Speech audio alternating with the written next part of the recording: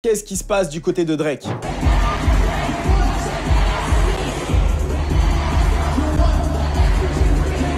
Le gars est invité à monter sur scène avec son ami de longue date, Nicki Minaj.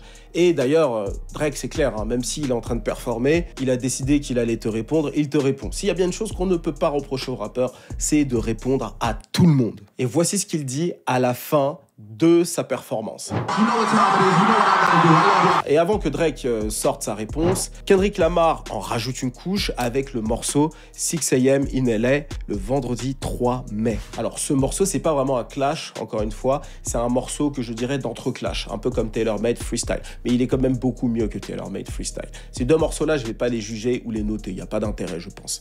Mais le morceau 6 AM est vraiment bon, selon moi, parce que c'est le type de morceau que j'apprécie le plus chez Kendrick Lamar. Bon, j'abuse le plus peut-être pas, mais c'est un style de morceau que j'ai beaucoup apprécié de Kendrick Lamar. Tu vois par exemple le morceau The Earth Part 5, qui est littéralement l'un des meilleurs morceaux sortis en 2022, si ce n'est le meilleur de tête pour moi. Tu as également les morceaux qui étaient dans To Pimp a Butterfly, où il va rapper comme ça sur des morceaux qui sont un peu funk ou soul. Donc là, en l'occurrence, sur 6 AM in LA, c'est plutôt un morceau soul.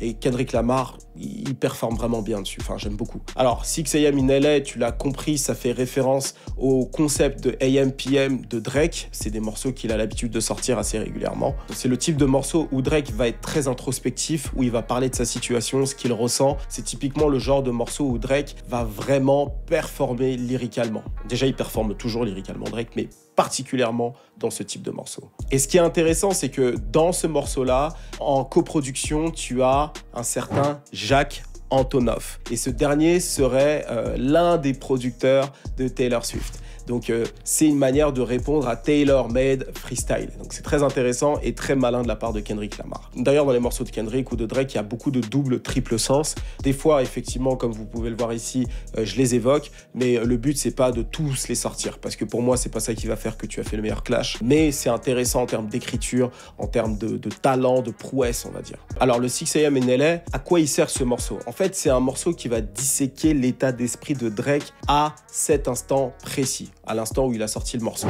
Are you finally ready to play? Have you ever, let's see, have you ever thought that OVO is working for me? You must be a terrible person. Everyone inside your team is whispering that you deserve it. Le but, c'est de déstabiliser Drake en lui disant autour de toi, tu as une taupe, tu as quelqu'un qui travaille pour moi. Tu penses avoir un entourage solide, détrompe-toi. Tu vas bientôt mourir et c'est quelqu'un autour de toi qui va te poignarder. Sous mes ordres. C'est ça en fait. If you were street smart, then you would have caught that your entourage is only to hustle you. 100 niggas that you got on salary.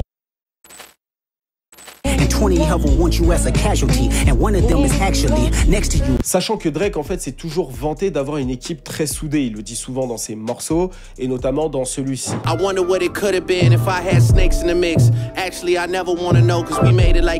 Et d'ailleurs en parlant de morceaux soul, jazzy, dans la période où Drake a sorti le morceau Push-Ups, j'ai reçu de la visite chez moi. C'était une très bonne amie qui est sur le point de se marier, qui est venue avec son mari, c'est un Renoir Loxé, dans le délire spirituel, etc. Très instruit, quelqu'un de très intelligent, très posé, qui joue plusieurs instruments, fan de jazz, etc.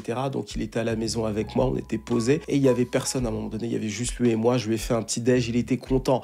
Vous savez, en France, on mange vraiment bien, donc les étrangers, dès qu'ils viennent, ils sont débordés parce que là-bas, ils savent pas manger au Canada. C'est la vérité, les gars, je vous adore les Canadiens. Toute ma famille quasiment est là-bas, je vous adore, mais il faut dire la vérité, vous savez pas grailler. Et on parlait tout ça, on était sur des discussions profondes sur, je sais pas moi, la religion, le spirituel, etc. Et tout doucement, on a dévié vers la musique. Il m'a dit qu'il aimait jazz, etc. Moi, je vois sa tête avec ses locks, ses lunettes comme ça, là, cette tête-là un peu d'un télo. Moi, je sais déjà dans quel camp il est, en fait, tu vois, mais je dis rien. Mais à un moment donné, on est posé, on se regarde comme ça, on parle de musique et tout, et on commence à s'approcher de l'actualité. Et quand tu parles d'actualité musicale dans cette période-là, impossible de ne pas parler du clash Drake-Kendrick Lamar, sachant que je travaille dans ce milieu-là, il sait ce que je fais. Donc on se regarde, posé, il y a un moment de silence, il me regarde, je le regarde, il me regarde. Et là, je lui pose la question sans contexte. Who you got? Qui est-ce que tu penses qui va gagner? J'ai pas besoin de lui en dire plus, t'as capté, il a capté ce que je voulais dire. Moi, j'ai vu sa dégaine, j'ai su direct de quel côté il était, tu vois ce que je veux dire? Il me regarde, il fait... Yo, Kendrick, il fait « Oh, man !» Parce que, effectivement, bon, voilà, tu vois, il a une tête à être fan de Kendrick. Les fans de Kendrick, tu les vois direct. Et moi, je suis cerné dans mon entourage par des fans de Kendrick. Avec ta tête, Marc.